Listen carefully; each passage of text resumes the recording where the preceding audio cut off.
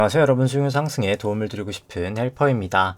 어제 미국 CPI 발표가 우리나라 시간 이제 오후 10시 반에 있었는데 예상치보다 높은 수치, 이제 3%가 넘는 수치가 나오면서 시장 금리 급등을 하면서 마감이 됐습니다. 오늘은 소폭 되돌리고 있지만 여전히 금리가 많이 반등한 상황이고요. 일단 간단하게 살펴보고 이제 그 다음에 계속 말씀드리지만 지금 이제 오늘 같은 경우에 사실 어제 같은 경우에 금리 많이 쳤던 게 이 슈퍼코어라는 그런 물가 지표들이 많이 튀었기 때문인데, 향후에는 사실 저번에도 말씀드렸다시피 이 물가뿐만 아니라 이제 국채 발행이 계속해서 장기 국채가 많아질 거다. 계속해서 저번 주부터 제가 좀 강조하고 싶은 부분인데, 그 부분 좀 이따 간단하게 살펴보고 또 다른 수급 쪽이나 내용들 한번 보도록 하겠습니다.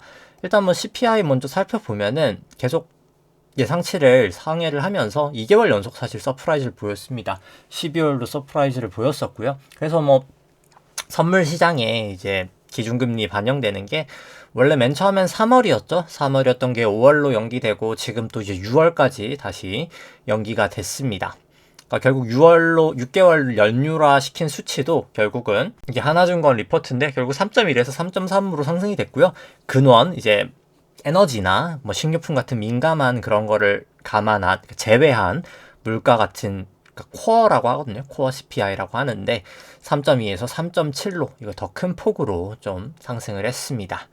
그래서 일단 첫 번째 이유가 근원 CPI가 전월 대비 0.4에서 0.7로 좀 급등을 하면서 일단 근원 쪽이 가장 문제가 있었고요. 그 다음에 주거비 또 0.4에서 0.6으로 또다시 확대가 되면서 물가에 계속해서 좀 압력을 줬습니다. 세 번째, 이게 제일 큰 문제인데요. 이제 슈퍼코어라고 해서 주거비를 또 제외한 근원입니다. 결국 에너지 가격, 식료품 가격, 주거비까지 다 제외한 정말 완벽한 그런 이제 코어라고 보실 수 있는데요. 이제 그게 이제 0.34에서 0.85로 완전 폭등을 했습니다. 이제 특히 이제 운송 서비스가 아무래도 이제 물동량 가격도 높아지고 항공사 운임도 상승했기 때문에 0.1에서 1%로 좀 폭증했던 영향이 가장 컸다라고 볼 수 있습니다. 결국 그래서 물가가 계속 내려가는 거 아니야? 라고 했는데 내려가는 품목은 감소한 반면 4%를 넘어가는 품목이 오히려 확대되는 모습을 나타내게 됐습니다. 그래서 이제 금리가 좀 급등하는 모습을 보였는데, 사실 저는 계속 지금 말씀드리고 싶은 거는 이런 물가 측면도 중요하겠지만 당연히 이제 지금 사실 더 중요한 거는 저번 주에도 얘기 드렸다시피 이 사실 연준하고 재무부 추이인데, 지금은 사실 연준보다는 재무부의 영향이 더 큰 시대에 우리가 살고 있다 라고 보실 수 있습니다.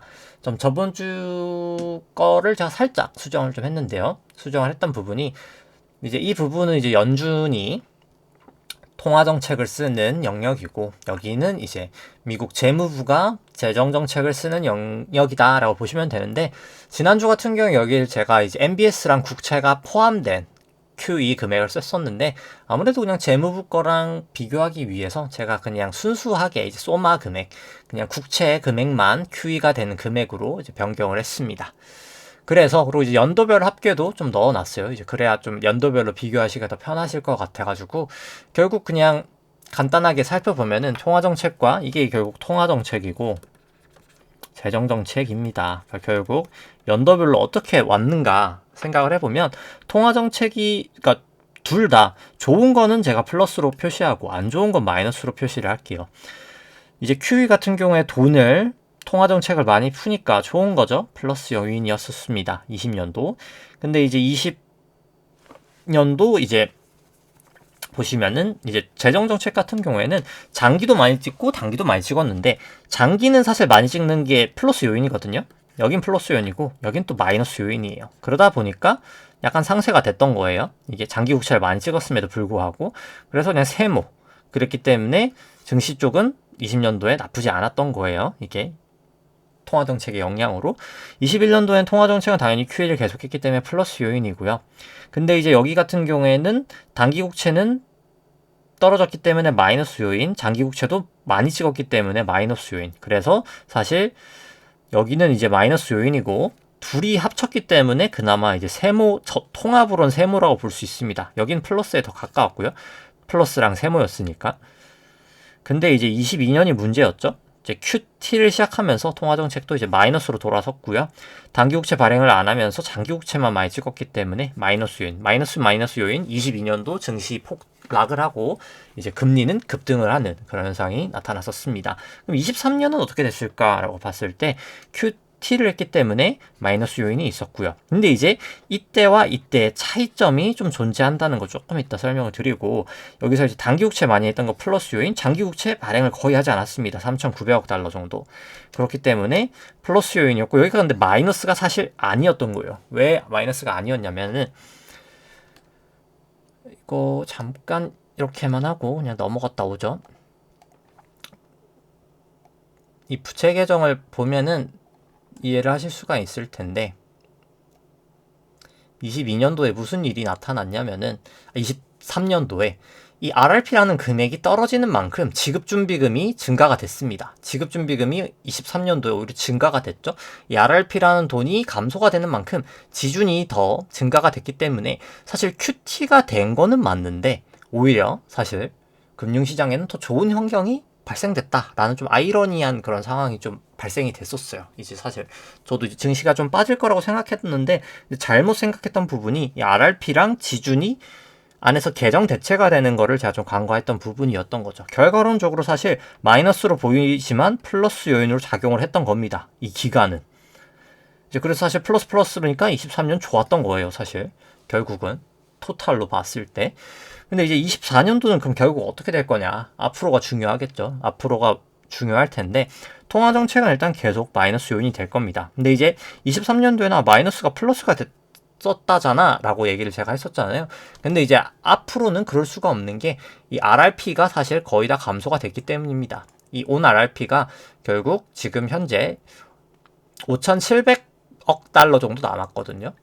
그러니까 결국 받아줄 수 있는 RRP 금액이 지금 약간 끊기고 있는데, 그냥 뭐 상관없이 계속해서 얘기를 하면은 23년도에 보시면 이제 야온 RRP가 거의 2.5조가 넘었기 때문에 단기 국채를 다 찍어줘도 이게 다 받아줄 수 있었거든요. 그래서 이게 문제가 안 됐었는데, 지금은 이 온 RRP라는 게 0.57조 달러니까 5,700억 달러밖에 남지 않아서 사실상 더 이상 이제 이 QT가 플러스 요인이 아니라 진짜 이제 마이너스 효과로 갈 수 있는 상황까지 거의 왔다라고 보시면 됩니다.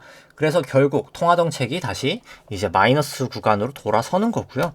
재정정책도 마찬가지로 이제 단기 국채 발행이 줄어들게 되고요. 보시면 장기 국채 발행이 작년에는 3,900억 달러밖에 찍지 않았지만 올해 같은 경우에 5,400억 달러, 이미 1분기, 2분기가 어마어마한 금액을 찍게 됩니다.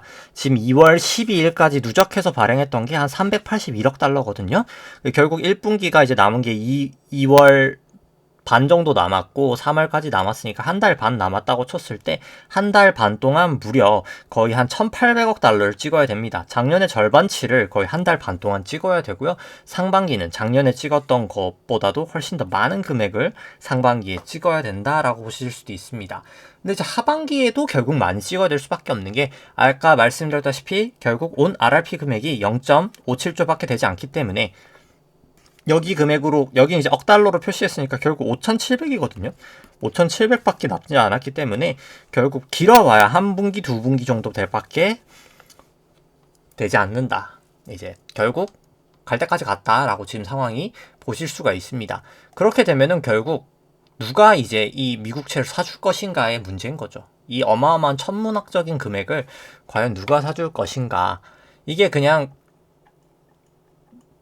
보시면 이게 발행이, 제가 그냥 미국채 발행 추인데요. 그냥 발행이 아니라 순 발행이에요. 추가적으로 발행한 금액. 이 전체로 보시면 뭐 어마어마한 수치를 지금 발행하고 있습니다. 순 발행을 4조 달러. 그러니까 뭐 1조 달러, 4조 달러.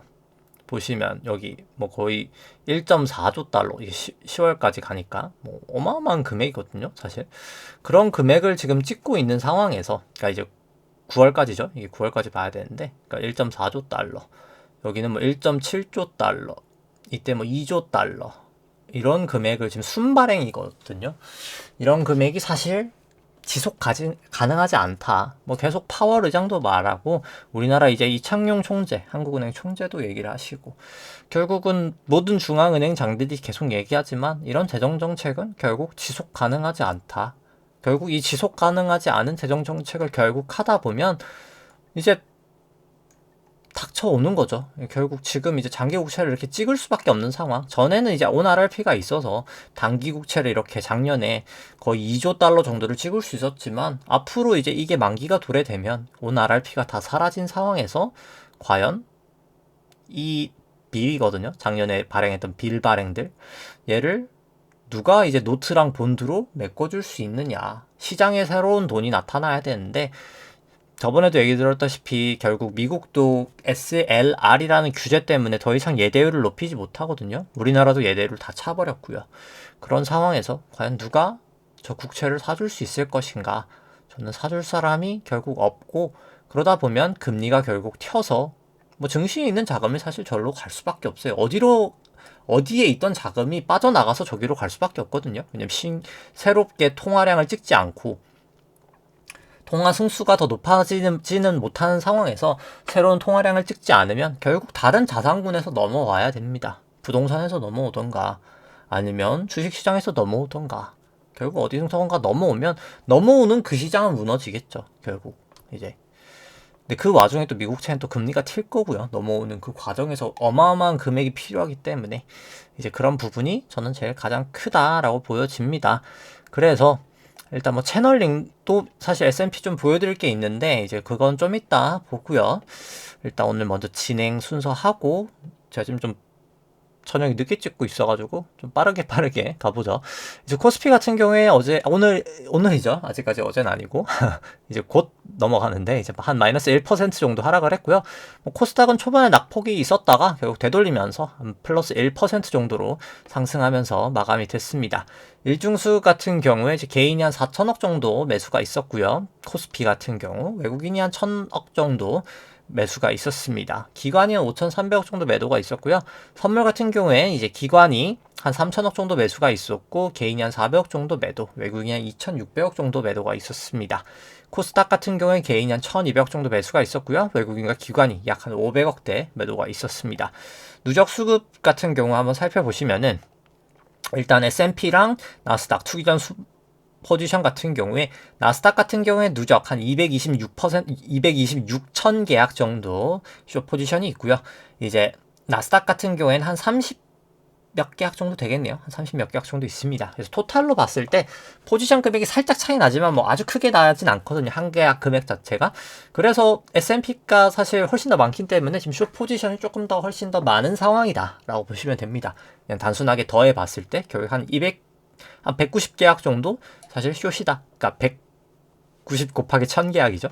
이제 숏 포지션이다 라고 보시면 될 것 같고 수급 쪽 살펴보면은 일단 프로그램 순매수 조금씩 늘어나고 있고요. 근데 다만 베이스 시갭은 여전히 플러스이기 때문에 이거는 뭐 차익 거래 때문은 아니다 라고 판단을 내릴 수가 있을 것 같습니다.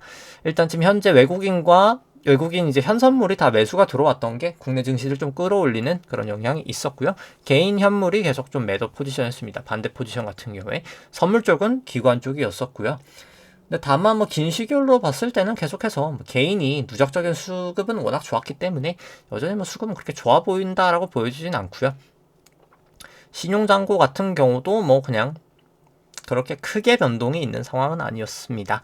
뭐 코스닥 같은 경우는 뭐 차트 보여드리고 뭐 설명을 생략하도록 하고요. 특히나 이제 이건 장기 추세로 개인만 매수하고 있어서 저는 수급은 계속해서 좀 좋아 보이지 않는다라고 보여지고요. 합산 신용잔고 같은 경우에 17조 거의 한 8천억 정도 되면서 뭐 소폭 증가되는 그 정도 모습을 보였다라고 보실 수 있습니다.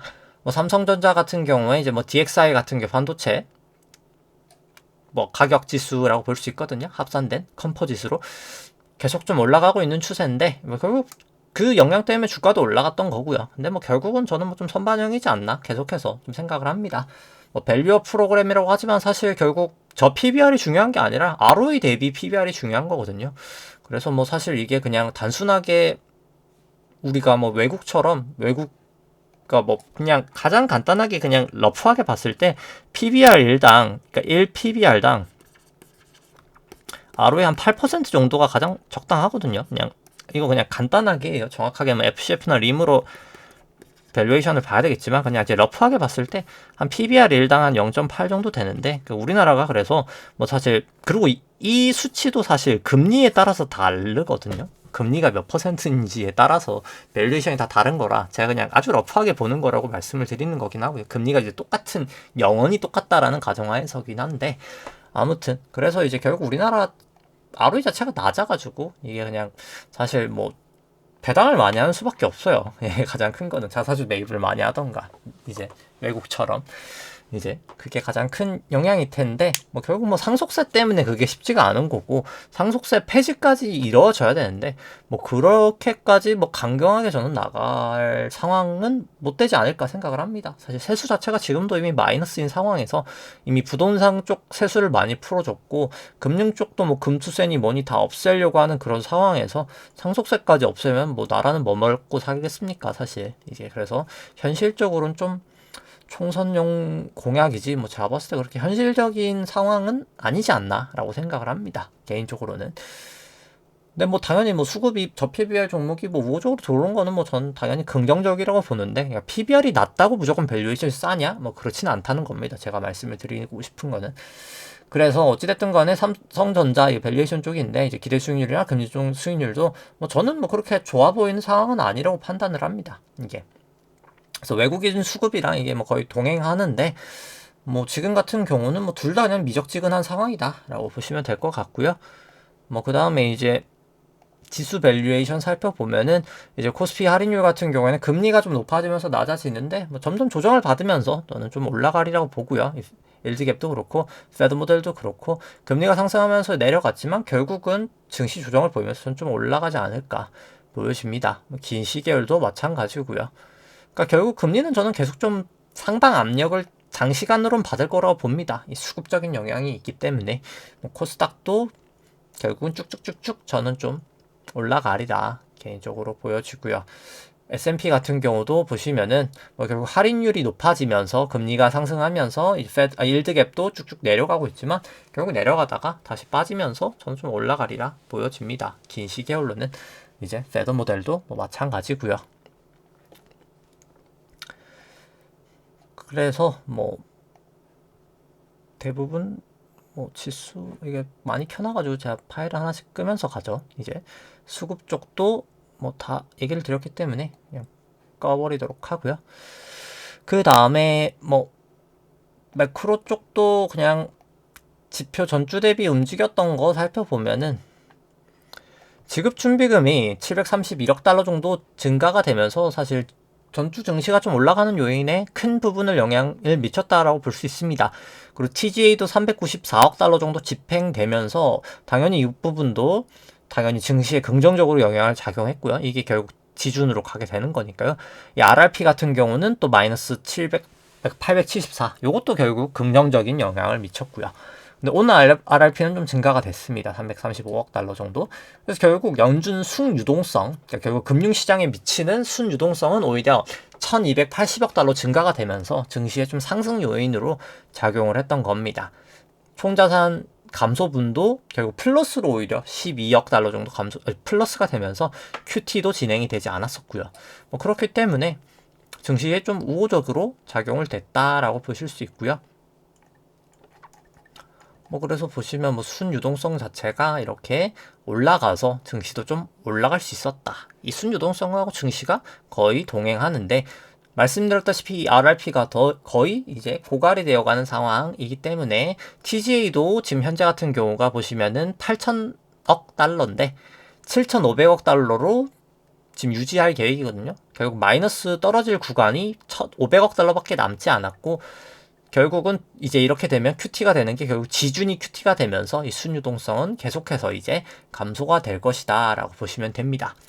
근데 이제 뭐 혹자들이 이제 그래서 이제 QT를 금액을 줄이고 뭐 극단적으로 이제 QE를 다시 가야 된다 이제 뭐 이렇게 얘기를 하시는 분들도 있기는 한데 매번 말씀드리지만 그렇게 되기가 어려운 게 이렇게 재정정책을 쓰고 있는 상황에서 QE 다시 하면은 재정정책 풀고 인사해서 QE 다시 하면은 진짜 하이퍼 인플레이션 옵니다. 그러니까 이 상황에서 저번에 인플레이션이 왜 왔죠? 이제 이 QE를 하면서 이 장기 국채를 찍는 이 재정 정책을 썼기 때문에 물가가 폭등을 했던 거예요, 사실. 뭐 다른 거 요인보다. 근데 뭐 똑같이 이번에 그렇게 한다? 이제 물가가 완벽하게 잡히지도 않았는데 2% 밑으로 완벽하게 안착이 된 상황도 아닌데 이제 다시 그렇게 한다라고 하면은 정말 뭐 천하의 미국이어도 이미 뭐 말씀드렸다시피 이미 재정 정책은 뭐 컨트롤의 영역을 넘어섰고 진짜 이제 하이퍼 인플레이션으로 가는 겁니다. 그러니까 미국이라고 무조건 안전한 게 아닌 거예요. 그러니까 이게 그렇게까지 가면은 그래서 뭐 그런 선택까지는 저는 할 수 없다라고 보여지고요. 뭐 계속해서 이 통화 승수가 높아지는 것도 위험 요인이라고 보면 됩니다. 과거 같은 경우는 통화 승수가 이렇게 쭉쭉쭉쭉 낮아지기만 했기 때문에 돈을 쭉쭉쭉쭉 찍어내도 문제가 되지 않았어요. 왜냐면 재정 정책을 많이 안 했었거든요, 이 당시에는. 그 정도까지는. 근데 지금 이렇게 공격적인 재정 정책을 하면서 통화 정책 쓰면은 승수가 이렇게 계속 높아지면 물가가 계속 안 빠지는 상황에서 완화적인 통화 정책은 할 수 없다라고 보여지고요. 뭐 이번에 슈퍼코어도 그렇고 결국 SCFI나 이 BDI 같은 경우가 계속해서 좀 반등하고 있는 모습을 보이고 있습니다. BDI는 결국 뭐 중국 쪽 영향을 받아서 한번 좀 조정을 크게 보이긴 했습니다만 결국 장기적으로 좀 올라가는 추세가 계속 좀 보여지지 않을까 싶고요. 뭐 나머지 데이터 같은 경우에는 뭐 특별히 뭐 보여드릴 게 거의 없지 않을까. 다 그냥 참고 삼아 보시면 되고, 예대율도 SLR 감안하면 사실 그냥 지금 100이다 라고 보시면 되고, 2000년, 2008년도 예대율 다 찼을 때 문제가 됐고, 2008년도 문제가 되면서 이 바젤3라는 게 도입이 되면서 SLR이라는 규제, Supplementary Leverage Ratio라는 게 생기면서 예대율로 컨트롤하는 게 아니라 자본 비율로 컨트롤하는 걸로 바뀌기 때문에 예대율이 100이 되는 게 신용이 다 찬 게 아니라 SLR이 다 차는 게 문제가 되는데 모든 은행들이 이제 다 SLR의 평균치가 6 정도 돼서 사실 5%가 맥스기 때문에 5% 이상이 되어야 되거든요. 그래서 사실 더 내려갈 만큼 지금 대출을 해줄 수는 없는 상황이다. 그래서 대출 중과율이 지금 계속 감소되고 있다라고 보실 수 있는 겁니다. 그래서 이게 제가 뭐 많이 켜놔가지고 좀 꺼지고 있는데 좀 잠시 기다려 주시면은 아무튼 그래서 이제 미국 쪽 같은 경우는 SLR이 문제고요. 우리나라 같은 경우는 그냥 진짜 예대율 규제가 문제고요. 우리나라는 이제 예대율로 컨트롤하기 때문에 예대율 자체가 이미 다 차버렸다라고 보실 수 있는 겁니다. 뭐 나머지는 뭐 더 뭐 볼 거는 없을 것 같고요. 그리고 뭐 그 보시면은 이거 뭐 매번 얘기를 뭐 미국 정부 부채 대비해서 이제 GDP 같은 경우에도 120 넘죠. 계속 높아지면서 뭐 역사상 거의 최고치 수준이기 때문에 금리까지 이렇게 튄 상황에서 사실 결국 감당할 수 없는 빚이다라고 보실 수 있습니다. 그리고 그 총 자산 대비 GDP도 여전히 너무 높은 수준이거든요. 이 M2 대비 GDP도 그렇고 여기서 또다시 QE를 할 수 있는 그런 여건은 못 된다.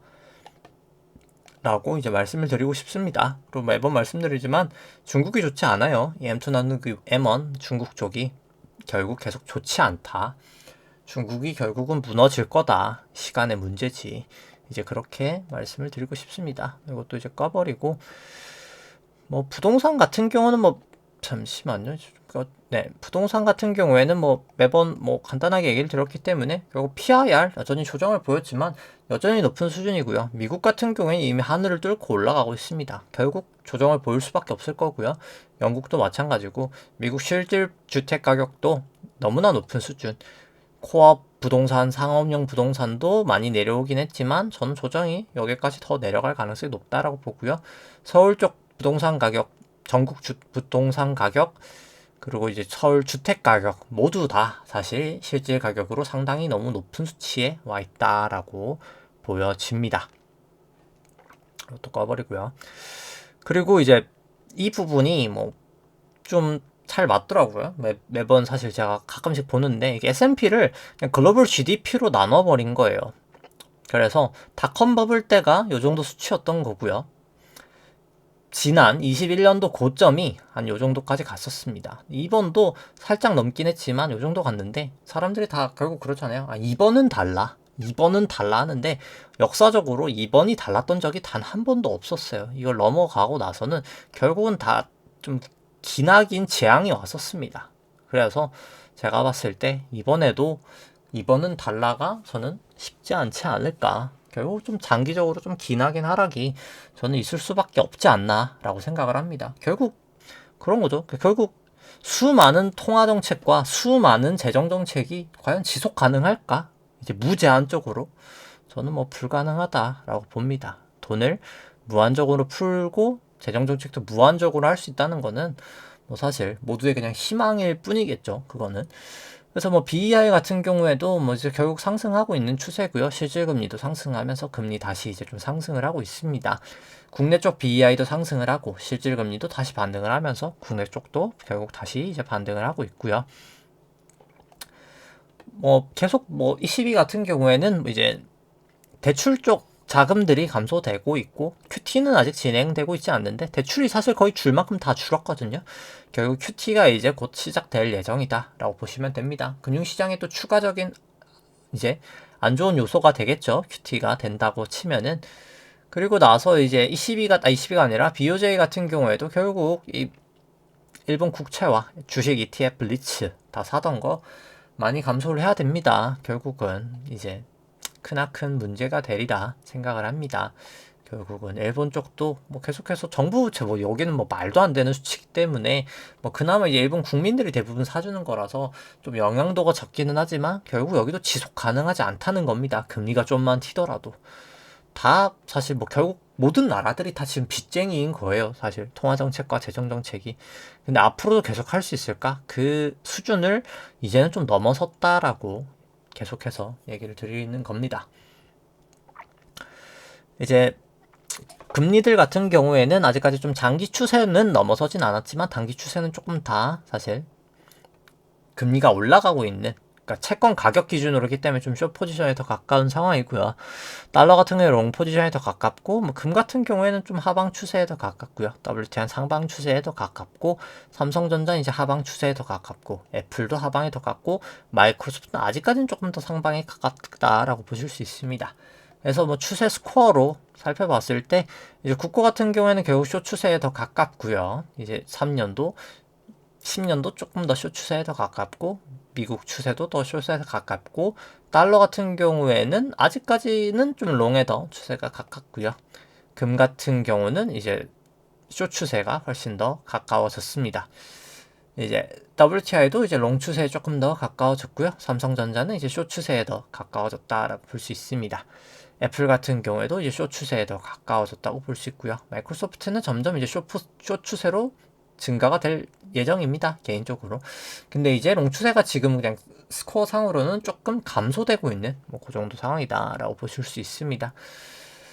국고 3년 같은 경우에 이제 계속 쭉쭉쭉 올라가는 이 빨간색 넘어가는 선까지는 한번 1차적으로는 반등 보이지 않을까. 그리고 나서 잠깐 빠졌다가 다시 올라가지 않을까 생각을 하고요. 미국채 10년도, 국내 10년도 마찬가지입니다. 미국채 10년도 뭐 마찬가지고, 여기 이제 한번 쳤으니까 한번 좀 조정 보였다가 갈 수는 있겠네요. 그 정도 영역. 근데 이제 쭉쭉쭉쭉 결국 200까지는 봤을 때 장기적으로는 좀 더 올라가리라 생각은 합니다. 결국. 뭐 달러 원 같은 경우도 보시면은 뭐 일단 달러 원 같은 경우에도 한번 이렇게 내려왔다가 조정 보였다가 다시 올라가고 있는데, 뭐 여긴 뭐 이렇게 추세가 아주 명확하진 않아요. 사실 달러 원 같은 경우에.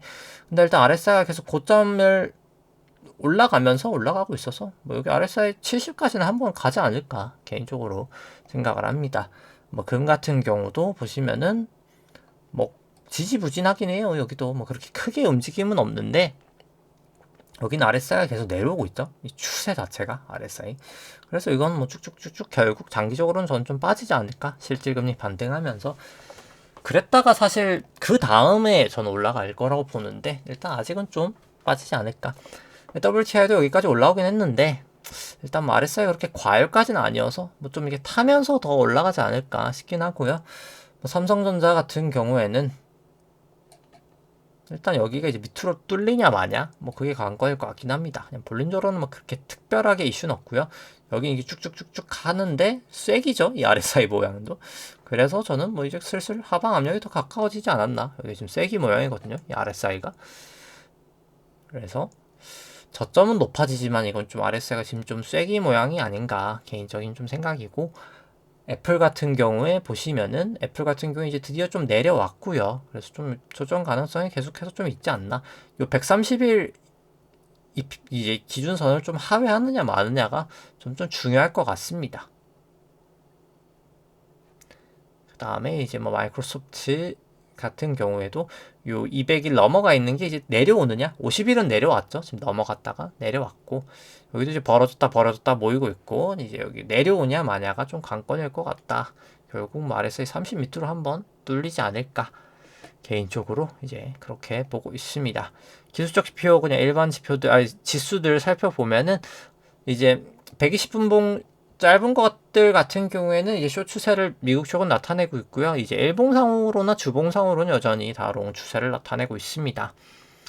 국내 쪽도 마찬가지로 120분봉만 좀 약세, 이제 코스피만, 코스닥은 또 올랐으니까 강세를 보이고 있고요. 근데 일봉은 여전히 좀 더 롱 추세를 나타내고 있다. 뭐 120분봉 뭐 스코어는 뭐 생략하도록 하고, 뭐 국내 뭐 스코어 같은 경우에 일봉상은 그냥 뭐 이렇게 보여드리기만 하고 넘어가겠습니다. 근데 뭐 저 같은 경우에 이제 진짜 트레이딩을 할 때는 그냥 130일 기준까지 합산을 해서 하는데, 뭐 아직까지는 뭐 그냥 이제 쇼 추세는 다 시작은 되지 않았다. 이제 그렇게 볼 수 있는 거죠. 아직까지는.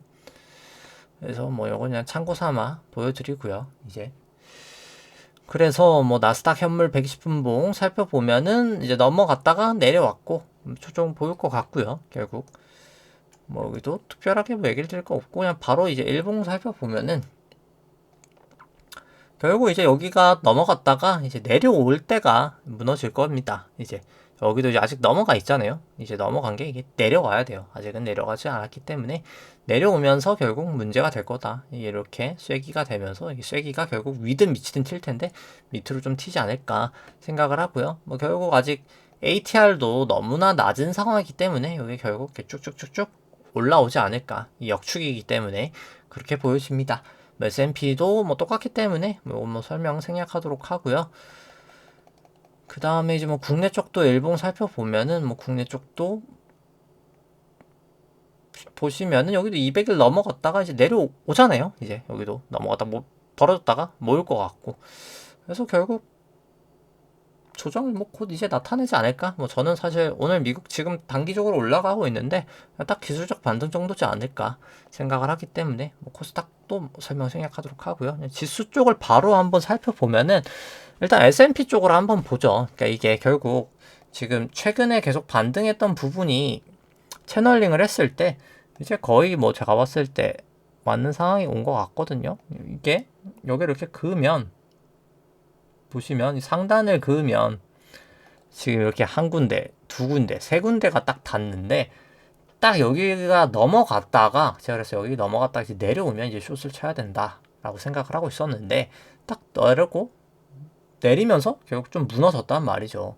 결국 이 전환선을 결국은 무너뜨리면은 지금 이 전환선인데 잡았을 때 이제 추세적으로 결국은 하락하리라 봅니다. RSI도 보면은 이제 다이버전스죠. 결국 고점은 계속 높아졌지만 이 RSI 고점은 계속해서 낮아지고 있단 말입니다. 결국은. 그러니까 증시는 올랐어요. 근데 RSI는 사실 이 시점부터 계속 내렸단 말이죠. 상대적으로 사실 힘이 없이 올라가는 그런 상황이다라고 보시면 됩니다. 다이버전스가 나면 결국 바닥일 때는 저점인 거고 천정일 때는 고점이 다 왔다라고 잘 생각하시면 됩니다. 채널링 상으로도 다 왔기 때문에 이 기나긴 상승에 이제 하락이 거의 전 다 왔지 않나 라고 생각을 합니다. 그래서 이게 채널링이 이렇게 되는 걸 봤을 때 사실 보시면은 이게 그냥 제 생각에 이제 이렇게 되면은 이게 1이고 이게 2가 되는 거고 이게 ABC로 이게 3이고 이게 4고 이게 5지 않을까라는 생각도 들게 됐어요. 이 채널링이 결국 맞아서 이게 쭉쭉쭉 결국 빠진다고 치면은 그럼 사실 이제 앞 카운트가 바뀌게 되거든요. 좀 이게 중요할 수 있는 상황인데 아주 길게 봤을 때 지난 카운트를 봤을 때 이때까지가 이제 여기가 1이고 3이고 트라이앵글로 4고 여기가 5고 이게 A, B, C로 생각했는데 문제가 이제 여기가 꽤 많이 이제 넘어갔단 말이죠. 그래서 이제 대체 카운트를 뭔가 잘못했을 가능성이 있으니까 생각을 해 봤을 때 결국 그냥 여기까지가 그럼 여기가 이제 3에 4였던 거고 이게 사실 이게 그냥 3으로 봤을 때 그럼 얘가 이제 4고 얘가 5고 이게 그냥 ABC가 나오는 게 저는 더 이제 이렇게 되면은 더 맞지 않나. 그러니까 왜냐면 RSI로 봐도 얘가 5파로 진짜 고점이 된다 하더라도 여기도 이제 다이버전스 쓴 거잖아요, 사실. 지금 이게 고점이 계속 낮아지는 거잖아요. 이 3주봉이거든요. 다이버전스라고 봤을 때 그렇게 되면 그냥 이게 4고 3의 4고 우리가 4라고 생각했던 제가 4라고 생각했던 부분이 사실은 3의 4고 이게 3이고 4고 5라고 생각하면 그냥 이게 1, 2, 3, 4, 5로 봤을 때 조금 더 카운트가 깔끔하다. 근데 조금 걸리는 부분이 있다면 여기가 사실 1, 2, 3, 4, 5로 보이긴 해가지고 여기에 대해서는 뭐 조금 애매한 부분이 있어요. 근데 이제 여기가 진짜 이제 고점이 되는 게 이제 확실시 된다라고 치면은 제가 봤을 때 그럼 이제 여기가 이제 5파 고점 카운트로 보는 게 더 맞지 않을까 이제 그런 생각이 듭니다. 지금 제가 차트를 봤을 때. 그래서 뭐 미국 쪽은 뭐 그렇게 보고요. 그러니까 결국 이제 국내 쪽도 이제 국내는 여기를 넘냐 마냐인데 제가 봤을 때 좀 넘기 힘들어 보여서 국내랑 좀 카운트가 저는 좀 다른 것 같아요. 미국하고는 뭐 매번 좀 다르다라고 얘기를 드렸었는데 그래서 그냥 이건 국내 쪽은 그냥 A, B, C가 맞는 것 같아요. 제 생각에 이제 그제 아무튼 어찌됐든 간에 결국 국내 쪽은 몇 후행은 결국은 돌파가 되긴 했고요. 근데 이제 사실 이렇게 그냥 그 아일랜드 갭이잖아요. 이 아일랜드 갭 그냥 사실 붕 떠있죠 혼자 지금 이 쌍 갭이 나오면서 여기 지금 갭이 나면서 지금 붕 떠있잖아요. 사실 섬 외딴 섬같이 이제 이걸 다시 못 깨우면 그냥 이제 그냥 박살이 나는 겁니다. 사실 이게 완전 천장형 패턴이어가지고 이 아일랜드 갭을 과연 여기를 메꾸면서 다시 상승할 수 있을까? 아무튼 좀 쉽지 않지 않을까 이제 생각을 합니다. 그 다음에 이제 뭐 코스닥 같은 경우에도 반등을 하긴 했는데 뭐 결국 여기가 130일 기준선까지 됐거든요. 그래서 뭐 오늘의 고점이 저는 최근의 고점이고 요거 정도의 되돌림 정도를 나타낸 게 아닌가. 그래서 이게 그냥 1, A, B, C, 2, 지금 3의 작은 1, 2, 3, 4, 5 해서 작은 1파 정도 나타나지 않을까 그 생각합니다. 결국 이 130일 기준선이 지금 사실 코스닥 150의 가장 저항선 역할을 지금 하고 있지 않나 개인적으로 생각을 합니다. 그 다음에 이제 뭐 나스닥도 차트는 뭐 똑같기 때문에 뭐 설명 생략하도록 하죠. 이제 여기가 좀 고점일 확률이 역사적 고점일 확률이 전 좀 높지 않나 생각을 하고요. 뭐 코인 같은 경우도 넘어갔어서 이제 이게 그냥 A, B, C 1, 2, 3, 4, 5로 뭐 여기서 한 번 뭐 더 가든 더 가든 그냥 이제 고점 자체가 여기로 바뀌면서 최고점이지 않을까. 결국 여기도 이제 결국 여기를 넘지 못하면 저는 뭐 그냥 사실 그냥 여기 그냥 A, B, C의 조정이지 않을까. 코인은 뭐 여전히 그렇게 생각은 합니다. 그 다음에 이제 뭐 V 코스피 같은 경우에는 기준선하고 전환선이 좀 역전이 되어 있긴 하고요. 프랑스편은 좀 돌파되긴 했고 결국 다시 좀 반등하지 않을까. 개인적으로 변동성은 저는 이제 좀 추세는 이제 하방으로 좀 탄 것 같아서 그렇게 보여지고요. 뭐 빅스 같은 경우에도 사실 급등을 하긴 했습니다만 뭐 계속해서 긴 추세로는 저는 좀 상승 추세를 나타내지 않을까라는 생각을 합니다. 필라델피아도 뭐 결국은 하락할 것 같은 모양새를 나타내고 있다. 이게 1, 2, 3, 4, 5로 거의 고점을 친 게 아닌가. 이 긴 꼬리를 사실 이제 메꾸느냐 마느냐가 되게 중요할 것 같아요. 여기를.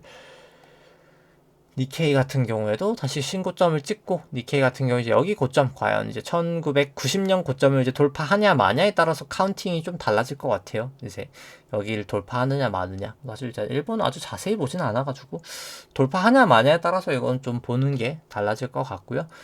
유로스톡스 같은 경우에도 뭐 이제 1, 2, 3, 4, 5 모양 마지막으로 나온 것 같아서 전환선 부분에서 한번 지지 보이고 다시 한번 무너지면서 결국은 무너지지 않을까 생각을 합니다. 여기도 계속해서 다이버전스인 거는 마찬가지고요. 고점이 계속 낮아지고 있죠. RSI는.